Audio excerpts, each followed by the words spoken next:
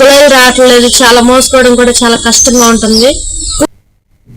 చిత్తూరు నగరంలోని ఆదమరి జంక్షన్ వద్ద శుక్రవారం ఉదయం ఘోర రోడ్డు ప్రమాదం చోటు చేసుకుంది. పలంనేరు వైపు వెళ్తున్న కంటైనర్ లారీ ఎదురుగా వస్తున్న కారును తప్పించబోయి అదుపు తప్పి కారుపై బోల్తా పడింది. ఈ ప్రమాదంలో గుడిపాల మండలం రామాపురంకు చెందిన సాఫ్ట్వేర్ ఉద్యోగి అనుదీప్ అక్కడికక్కడే మృతి చెందాడు. కారులో ఉన్న మరొక 5గురికి గాయాలు కాగా ఆసుపత్రికి తరలించారు.